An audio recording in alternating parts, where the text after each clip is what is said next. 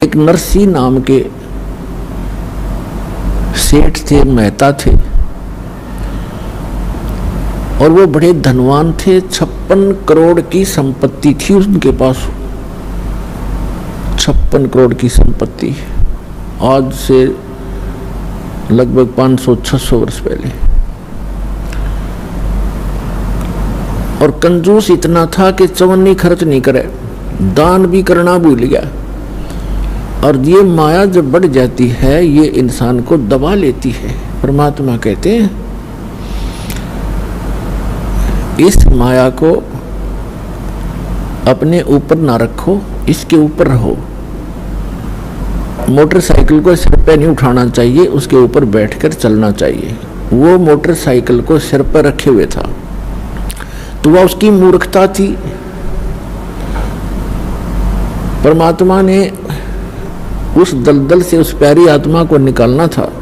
और नरसिंह जी श्री कृष्ण जी के परम भक्त थे और दान करना बिल्कुल छोड़ दिया था। 56 करोड़ उसकी संपत्ति थी और साथ में उसकी हुंडी चलती थी। हुंडी माने जैसे आजकल बैंक हैं और बैंकों में ड्राफ्ट बनाए जाते हैं। यहाँ बैंक में पैसा जमा करा दो, जिसके नाम ड्राफ्ट हो वही ड्राफ्ट को कैश करेगा। उसको चाहे रास्ते में कोई छीन भी ले, उसके साइन के बिना वो कैश नहीं करेगा, वो होगा ही नहीं कैश। तो इसलिए वो पैसे साथ ना ले जा करके ड्राफ्ट ले जाते, कागज सा होता है, चेक सा, और अगले बैंक में उसको जमा कर दिया जाता है। फिर वो वेरीफाई करके उसको कैश करते हैं। ऐसे हुंडी होती थी राजा की तरफ से, सरकार की तरफ से। ऐसे धनवान व्यक्तियों को कुछ सीमा बनाई थी कि 1000, 2000, 10,000 तक की आप हुंडी एक वर्ष में बना सकते हो, ड्राफ्ट बना सकते हो। वो क्या करते थे, पैसे रख लेते थे और अगले जिस शहर में उसने जाना था, किसी यात्री ने या सेठ ने, उस शहर में भी ऐसे हुंडी अलाउड होती थी किसी को बनाना, तो उसी के नाम ही बनाई जा सकती थी। और उन दोनों के आपस में प्रमाण पत्र होते थे, उनके सारे वो कागजात उनके एक दूसरे के पास होते थे कि सचमुच ये रिकॉग्नाइज्ड हुंडी बनाने वाला है। तो ऐसे उनमें से भी एक था, वो धनियों में से। उसकी धर्मपत्नी कुछ धार्मिक ज्यादा थी। उसने कहा कि सभी व्यक्ति नगर गांव के गंगा स्नान करने जा रहे हैं, गंगा घाट पे मुझे भी चलना है, मैंने भी जाना है, कुछ पैसे दे दो। वो कहने लगा पैसे का क्या करेगी, चल मैं भी साथ चलता हूँ। उसने सोचा यह घना खर्च करेगी, मैं थोड़े में काम चला दूंगा। पैदल ले गया वहां से लेकर गंगा घाट तक। और जब स्नान करने लगे, वहां ब्राह्मण विपर आ जाते हैं और कहते हैं कि स्नान करने वाले पहले कुछ दान दे, तब तुम्हारा स्नान लगेगा। अब ऐसे उसके पास भी आगे परमात्मा खुद एक विपर रूप बना के और कहा सेठ जी दान करो, कुछ दान करो तब आपका स्नान लगेगा, वैसे स्नान से क्या फायदा। तो वो कहने लगा जी दान हम ना लाए, खर्चे जोगे पैसे लाए हैं, दान हम फिर करेंगे, पैसा भूल आए हम। उसकी पत्नी कहने लगी दे दे कुछ थोड़ा बहुत ब्राह्मण को, ऐसा क्यों जुल्म कर रहा है तू। कहने लगा चुप रह, तू घड़ी ना बोल रहा है, चुप। नान लग गया। पंडित जी ने फिर कहा कि भाई मेरा पानी में गोते मारने से बात ना बना, कुछ धन का दान कर सेठ जी। उन्होंने सोचा ये ज्यादा बेइज्जती कर रहे हैं। कहने लगा 1% दूंगा, 1%। चलो दे दे जो तेरी इच्छा है। कहने लगे यहाँ ना दूं, मैं थोड़ी लाया हूँ पैसे, घर आ जाना। नरसी मेरा नाम है और वैसे ऐसे मेरा फलाना गांव है, जूनागढ़ जैसे, और वहां आ जाना, सब जानते हैं मुझे। बोला जी ठीक है, चल प्रॉमिस पक्का है, पक्का पक्का। बोला ठीक है। अब वो स्नान ना धो के आगे घर पे। अब उन्होंने तो जाकर गठड़ी रखी थी घर में यात्रा से। पीछे से परमात्मा पहुंच गए विपर रूप न्यू के न्यू। दरवाजा खटखटाया, नौकर आया, हाँ जी बोलो ब्राह्मण, बोलो महात्मा जी क्या बात है? कि भाई सेठ जी से कहिए, सेठ जी से कहना मेरा एक दान स्वीकार करके आया था वो, और कहना वो ब्राह्मण अपना दान दक्षिणा लेने आया है, कृपा दे में फिर जाना है। नौकर ने जाके कहा जी कोई ब्राह्मण आया है, आपने गंगा जी पर उनको कुछ दान करने का प्रॉमिस किया था, वो अपना दान मांग रहा है। अब सेठ जी ने सोचा ये तो भाई चिपक गया, यहां भी आप मेरा कमबख्त। उसने क्या विचार ला कि आज इस यू यहाँ 1 टका मांगना आ गया, कल नहीं यू 2 टके मांगेगा, फिर यू 100 रुपये की ऐसे ही पीछे पड़ लेगा, इसने तो रास्ता मिल गया ये। तो सेठ जी ने कहा कि कह दे उसको ब्राह्मण को कि विश्राम कर, 2 दिन बाद आना, अभी सेठ जी थके हारे आए हैं, विश्राम करेंगे। नौकर ने ऐसा ही कह दिया। ब्राह्मण रूप में परमात्मा ने कहा ठीक है भाई, परसों ले जाऊंगा मैं और यहीं विश्राम करता हूँ, इसके बाग में लेट जाता हूँ। सेठ का बाग था, उसमें खावा फल फ्रूट बिछा कर चद्दर लेट गए भगवान। अब सेठ जी को बताया गया, सेठ जी ने पूछा गया वो? अगर नहीं जी वो तो सामने लेट गया, बाग में लेटा हुआ है।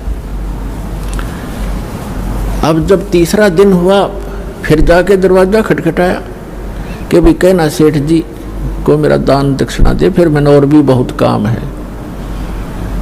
अब सेठ जी ने कहा यूं कह दो कि सेठ तो मर गया, मृत्यु को प्राप्त हो गया। अब उसने जाके नौकर ने कह दिया जी हमारे सेठ जी की मृत्यु होगी ब्राह्मण, हम बहुत दुखी हैं, आप जाओ।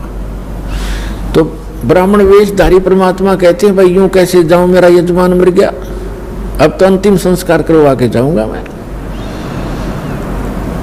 अब उन्होंने कहा जी वो तो ऐसे ऐसे कह रहा सेठ जी ने। बोला अच्छा जंद पीछे पड़ाई, तो ऐसे करो मेरी लकड़ियां ढोना शुरू कर दो, लकड़ियां, उसको महसूस होगा कि सचमुच मर गया। और 10-20 जो नौकर थे 5-7 लग गए लकड़ियां उठा कर चलने। अब नगर का सेठ मर जा, सारा गांव इकट्ठा हो जाया कर नगर इतनी भी ना सोचे मूर्खा ने। वो 3-4 दिन लकड़ ढोए, फिर कहने लगा जी क्या करे, क्या हो गया? कि वो तो यहीं खड़ा है, कि कोई बात ना, अंतिम संस्कार हो लेगा तभी जाऊंगा। कहा मेरी अर्थी उठाओ, मेरे लिए उठा लो, मुझे रख कर जैसे मुर्दे को ले चलते। वो लेकर चल पड़े। भगवान ने भी उठा लिया किक्कर की लकड़ी इतनी मोटी और कंधे पर रख ली। चल भाई अपने सेठ को लकड़ी तो दे के ही जाऊंगा। अब चिता पे रख लिया, आग लगाने की को कहा था कि मत लाइयो, उन्हें ये तो कह दिया था कि नहीं मत लगा देना, कदे गलती कर दो। तो परमात्मा बोले भाई सेठ जी तू जीता मैं आ रहा, अरे कमबख्त मरे तो मत आत्महत्या ना करे, टके के पीछे चल मैंने माफ कर दिया तेरा टका, मैं जा रहा हूँ। बोला सचमुच? कहा सचमुच। तब उठा सेठ जी, उससे ता पड़ते हैं सारी लकड़ी उठवा ली, कहते सारी उठाओ वापस, इतना भी मत छोड़ना यहाँ पर। और पुण्यात्मा ये स्वाभाविक है, जब माया जिसके पास घनी हो जाती है या ऊपर बैठ जाती है और इतना कंजूस हो जाता है वो व्यक्ति, उसको कुछ भी आभास नहीं रहता, ऐसा नशा बन जाता है। अब सेठ जी ने सोचा बन गई बात, कटी टंटा गया और निकम्मा। अगले दिन गया सैर सपाटे को घूमने को दूर, तो क्योंकि दिन का कमरा घर में बंद था, जंगल में घूमने गया सुबह सुबह। परमात्मा उससे पहले आ गया वापस, उसके वापस आने से पहले स्वयं आ गए नरसी रूप बना के एज इट इज। और नौकरों से कहा कि वो व्यक्ति जो 3 दिन से मुझे परेशान कर रहा था ब्राह्मण, आज वो मेरा रूप बना का होगा, और उसको धमका देना और बकवाद करे तो डंडे लगा देना, घना नहीं 1-2 छोटा लगा देना, और कह देना तू बहुरूपिया है, हमारे सेठ को ठगना चाहता है, हम सब जानते हैं तुझे। तो जो ही वो परमात्मा तो बैठ गए नरसी बन के गद्दी पे, नरसी आया सैर सपाटे करता, नौकर खड़े थे, चारों ने पता था ये तो सचमुच आ गया। उन्हें कह रहा हो बहुरूपिया वही खड़ा हो जा, अंदर मत आ जाइए। और उनका नाम ले ले कहता है अरे करोड़ी मिले हैं, तो स्वामी को धमकाता है कि हमने सब पता, तू जैसा स्वामी है वही खड़ा हो जाना, तेरे डंडे मार देंगे, आदेश हो गया है, तूने बहुत दुखी कर लिया हमारा सेठ तो अंदर बैठा है। अब उसके पैरों तले की धरती खिसक गई। सेठ जी का आज तक कर दिया काम इसने, अब ये एक नहीं सुने मेरी। अब उसने क्या किया, किसी वकील एडवोकेट का सहारा लिया और कोर्ट में केस कर दिया कि एक नकली नरसी बनकर मेरी संपत्ति हड़पना चाहता है। तत्कालीन उनको सम्मन हुए और नरसी बुला लिया, परमात्मा को वहीं तुरंत बुला लिया गया, सारी बही बोही कब्जे में कर ली गई। अब सामने गवाही हुई, जब जज ने पूछा कि भाई जो ओरिजिनल बतावा था अपने आप को, जो ओरिजिनल था, उससे पूछा कि इस बही में कोई ऐसा प्रमाण बोल पढ़ के सुन, वो हमें बता जो हम इसमें वेरीफाई करें कि तू सचमुच नरसी है, मालिक है। उसने बता दिया, 2-4 बातें याद थी, ऐसे ऐसे लड़की का विवाह किया था, उसमें इतना दान किया था, ऐसे लिखा है इसमें, एक समय ऐसा हुआ था। 2-4 बातें याद थी, घनी नहीं थी। फिर वो दूसरे परमात्मा से पूछा कि भी बोलो आप। परमात्मा ने सारी बही सुना दी, ए से लेकर जेड तक। अब वो ओरिजिनल नरसी तो डुप्लीकेट सिद्ध कर दिया कोर्ट ने, और परमात्मा ओरिजिनल नरसी कर दिया। अब नरसी बैठ गया माथा पकड़ कर जंगल में जाकर बड़ी में बाहर कि ये कौन से जन्म का दुश्मन था, मेरी सारी संपत्ति हड़प ली। फिर परमात्मा गए विपर रूप धारण करके, कहने लगे नरसी भक्त। उसने देखा कि हाँ बोल, ईब के चावे तो मेरे थे, ईब के चावे। तो कहने लगा मैं आपसे ये चाहता हूं कि आप अपना जीवन सुधार लो। सुधार दिया जीवन, तने मेरी सारी संपत्ति हड़प ली। परमात्मा बोले कि संपत्ति पहले भी मेरी थी या तेरा भूल थी, काया अपनी है नहीं, ये माया कहां से हो। जब तेरा शरीर अपना नहीं है मूर्ख, इन चांदी के सिक्कों को तू अपना मान रहा है, तेरी बुद्धि भ्रष्ट होगी। और चरण कमल में ध्यान रखो भाई, इन दोनों को खो, इनको भूल जा। नंगा आया जगत में, नंगा ही तू जावे, बीच में ख्वाबी ख्याल है, ये मन माया भरमावे। वो पृथ्वी पति चकवे गए, जिनके चक्कर चलंत, रावण सरीखे कौन गिने भाई, ऐसे गए अनंत। अगम निगम को खोज ले,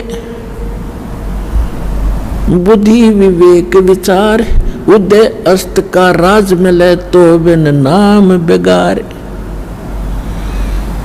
तो परमात्मा ने कहा कि तुझे एक शर्त पर तुम्हें दे सकता हूं वापस।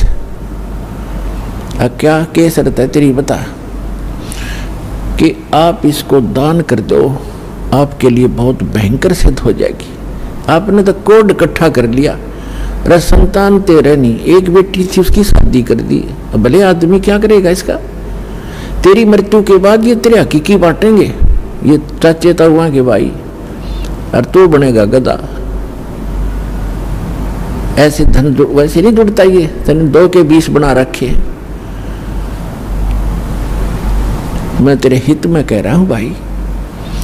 काफी देर सत्संग सुनाया परमात्मा ने, बुद्धि ठिकाना आ गई। कहने लगे परमात्मा कि जब तू इसको दान करेगा तो दूंगा ना, तेरे तो गैया, और दान करेगा तो तेरे पाप कटेंगे, कुछ सहारा मिलेगा तुझे।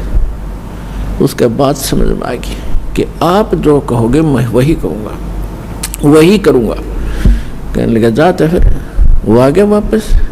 अब नरसी का रोड़ा था, वो ओरिजिनल नरसी भेज दिया, जाओ भाई बांट दे। उसने उसी दिन भंडारे शुरू कर दिए, गरीबों में बांट दिए, साधु संत बुला लिए, यानी 56 करोड़ संपत्ति कति लुटा के, और बैठ गया बनी में एक झोपड़ी पाके। दोनों पति पत्नी। उसकी पत्नी तो बहुत धार्मिक थी, हर बात में साथ देती थी उसका। अब ठीक है पाप कटे, अपन क्या करना है, भक्ति करेंगे बैठ के। रोज अटपट में रहता सारी रात, ऐसा अब लाइन जाओ था बैठा बैठा, ठीक हो गया, पाप कट गया। अब परमात्मा कैसी रजा बख्शते हैं। एक अब उसकी जो हुंडी चलती थी वो निर्धन हो गया, हुंडी कैंसिल कर दी गवर्नमेंट ने। और उस पहले उसका बहुत बोलबाला था, तो 4 भगत आगे उन्होंने द्वारका जाना था, द्वारका के दर्शन करने द्वारका जाना था। जैसे आजकल जाते हैं भ्रमित होकर के भगवान वहां रहा करते द्वारका में। द्वारका तो समुद्र में है, वैसे बाहर थोड़ा सा वैसे मंदिर बना रहे हैं अलग से, द्वारका तो खत्म हो ली थी, फिर भी वहां जाते हैं दर्शनार्थ श्रद्धालु। तो वो आए उस नगर में जहाँ नरसिंह रहता था, और उन्होंने पूछा कि भी नरसिंह जी का घर कौन सा है, महल कहाँ है, हमने हुंडी बनवानी है। तो लोगों ने मजाक कर दिया कि वो आजकल बाहर संन्यास ले रखा है उसने, और धनवान एक नंबर का है, सेठ है वो, लेकिन आजकल वो नखरे बहुत करता है। 1-2 बार नाटेगा वो, तुमने मना करेगा हुंडी बनाने को, लेकिन तुम करड़ा सा होगे ना तब बनाएगा। वो पता करके वहां झोपड़ी में पहुंच गए जहां दोनों पति पत्नी बैठे थे नगर के बाहर। उन साधुओं ने, भक्तों ने कहा कि सेठ जी ये 500 रुपये पकड़ चांदी के, हमारी हुंडी बना दे द्वारका के किसी सेठ के नाम, जिसको आप जानते हो वो हुंडी वाला हो। अब उसने मना किया कि महात्मा जी मैं निर्धन हो गया हूँ, मेरी हुंडी नहीं चलती, गवर्नमेंट ने कैंसिल कर दी है, और आप किसी और से बनवा लो। तो वो 3-4 नाराज हो गए कि तू सचमुच, गांव वाले कह रहे थे तू ऐसा ही निकम्मा व्यक्ति है। अब नरसिंह जी ने सोचा ये कोई अपशब्द कह देंगे, कोई श्राप दे देंगे, और लोगों ने मजाक बना रखा है मेरे साथ। अब मैं भगवान की तरफ चला हूं तो मैं ढेर हो गया हैं, और जब मेरे पास धन था मैं ये सब मेरा आदर करते थे, लेकिन हमने अपने वचन पर रहना है। भगवान की ने जो कह दिया गुरुदेव ने, अब वो गुरु रूप में मानने लग गया उस विपर को, उसी पर आधारित रहूंगा। तो उन्होंने सोचा कि कुछ कह देंगे अटपट मेरे ते, कोई शराब स्वरूप ना दे दे, ये भ्रमित कर रखी है, अब मेरे कहने से मानेंगे नहीं। तो उसने कागज मंगा के कागज लाओ, वो कागज ले आए गाँव से, उस पर लिख दिया, क्योंकि श्री कृष्ण पुजारी था और सांवरिया का भगत था, सांवलिया भगवान का आकर कृष्ण जी ने, उस पर लिख दिया सांवल साहा, सांवल सेठ द्वारकापुरी, मैंने आपके 500 रुपये ले लिए हैं, इन श्रद्धालुओं को आप 500 रुपये दे दीजिए, मैं हुंडी बना रहा हूँ। नरसिंह भगत, सेठ नहीं नरसिंह भगत लिख दिया। अब वो चारों के चारों पहुंच गए कागज लेकर के, सारी द्वारका में जो भी पता था कि हुंडी बनाने वाले सेठ हैं उनके पास गए। उन्होंने कहा कि नरसिंह की हुंडी नहीं चलती, वो निर्धन हो गया है, दिवालिया हो गया है, वो कैंसिल हो गई है। उसने सोचा ये वैसे बकवास कर रहा होगा। दूसरे के पास गए, तीसरे से वैसे दिखाया, तो सब ने कहा कि ये तो निर्धन व्यक्ति हो गया है, इसका दिवाला निकल गया है, आपके साथ धोखा कर दिया उसने। तो इस बात से वो परिचित थे कि धोखा करने आदमी नहीं हो तो मना करे था, हमने ही उनके साथ बलपूर्वक लिखवा दिया, वो तो सच कहे था, पर भी हमारा काम तो बिगड़ गया। अब या घूमा फिरा हो कितने खाना खूना खाते, या बड़ी बात बिगड़ी। पर उनको इतना विश्वास था कि हमारे पैसे सुरक्षित मिलेंगे, वो भगत 1 नंबर का है, जाकर देगा वापस। तो ऐसा सारी द्वारका में घूम फिर कर वो बाहर चले गए। किसी ने, सबने यही बताया, बाहर समुद्र के किनारे बैठ गए एक साइड में वृक्ष के नीचे, और बहुत ही चिंतित थे। अब के बनी भाई, उधर से नरसिंह जी ने क्या किया, वो 500 रुपये का खाने पीने की सामग्री मंगा के, आज तो 5 लाख के करीब है वो 500 रुपये, और मंगवा कर सारा चावल, घी, दूध, खीर बना के, लड्डू जलेबी बना के उनका भंडारा कर दिया, साधु संत बुला के, रोटी राटी बना के। अब क्या हुआ कि नरसिंह जी ने देखा, भगवान से अर्ज लगाई, ध्यान मग्न हुए कि परमात्मा पहुंचे कि नहीं हुंडी लेकर। साधुओं के पास। तो उन्हें क्या देखा, साधु ऐसे ही बैठे हैं, पहुंचे नहीं भगवान, और बहुत पश्चाताप कर रहे हैं, दुखी हो रहे हैं। तब उसने, नरसिंह ने अपनी पत्नी से पूछा कि जो 500 रुपये थे साधुओं के, उसमें से जो सामान मंगाया था कुछ बचा है क्या घर पे? उसने बताया कि जो रोटी बनाने के लिए सूखा आटा अलग रखते हैं, हमारे यहाँ पलोथन कहते हैं उसको, पलोथन, और उसमें लोई को लगाकर फिर ऐसे पोते थे, ऐसे रोटी बनाते थे, वो हाथ के ना चिपता आटा, इसलिए वो थोड़ा सा आटा सफेद रह गया था, तो उसको पलोथन कहते हैं। नरसिंह की पत्नी ने देखा, उसने बताया कि ये थोड़ा सा आटा बचा है जो मैंने पलोथन के लिए रखा था, रोटी पोते समय ऐसे हाथ लगाया करती थी। नरसिंह जी ने कहा कि इसका पानी का हाथ लगा के इन चारों की रोटी बना दे। उसने चारों रोटी बना के और सेक, चूल्हे पर सेक चा के रख ली। इतने में परमात्मा पहुंच गए एक साथ दूर रूप बना के, और कहने लगे, भाई भगत भूख लगी है और कुछ भोजन दे। तुरंत लिया चारों रोटी ठा के, अगले महाराज भोजन खा लो। अब वहाँ भोजन भोग लगाया भगवान ने, और वहाँ सांवल शाह नाम का एक सेठ बन के, और जैसे वो मारवाड़ी सेठ होते हैं ना, बड़ी बड़ा साफा, दोहरी धोती, कान में कलम टांग रखी, पेन और काख में बही, और पहुंच गया वहाँ पर उन साधुओं के पास। और परमात्मा ने कहा कि अक्षमा करना महात्माओं, कुछ आने में देरी होगी मुझे, मैं सांवल शाह हूँ, सांवरिया सेठ हूँ, और नरसिंह जी ने जो हुंडी भेजी थी, आप मुझे वो कागज दो। वो कागज दिया और कहा, आ जाओ तुम्हें ये पैसे दूंगा। चांदी के सिक्के चला करते। वहाँ उस द्वारका के मेन बाजार में चौराहे पर कहा, यहाँ चद्दर बिछा दो। जो मजाक करे थे ना, वो द्वारका के सेठ उस भगत की मजाक करे थे, भगत का खिल्ली उड़ा रहे थे। उनका मुंह बंद करने के लिए चौपड़ के उस द्वारका के बाजार के चौराहे पर कहा कि यहाँ चद्दर बिछाओ, और अपना पूरा बैग ले रे भर के गठड़ी वह धर ली, और वहाँ करें, सुन ले भाई महात्माओं, 1 2 3 आवाज लगा लगा के गिने और खड़का करें, अक्सर चारों तरफ लग गए देखने, सेठ इकट्ठे हो गए। 500 रुपये गिन दिए चांदी के, कति काचे काचे नए नए, बिल्कुल जैसे आज ही बनकर आए हों, और कहा, भाई नरसिंह जी को कह दिया उसका दास हाजिर रहेगा, 1 करोड़ हुंडी दे दे, दास आगे खड़ा पाओगा।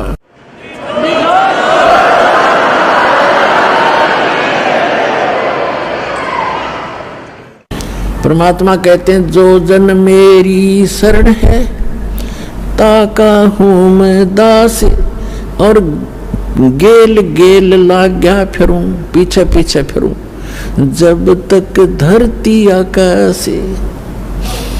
जो बच्चा गऊ की नजर में, यो साईं को संत, भक्तों के पीछे फिरे वो भक्त वत्सल भगवंत। अब फिर क्या होता है? गरीबदास साहिब जी ने परमात्मा कबीर जी के बारे में बताया है, नरसिंह जी की हुंडी दीनी, वह सांवल सा कहाया, द्योती का ब्याह भया, तब भात भरण को आया। अपने आत्माओं देखो, वैसे तो हमारी रस्म रिवाज बहुत गलत है जो हमने बना रखी थी, अब इनको हम मिनिमाइज करेंगे।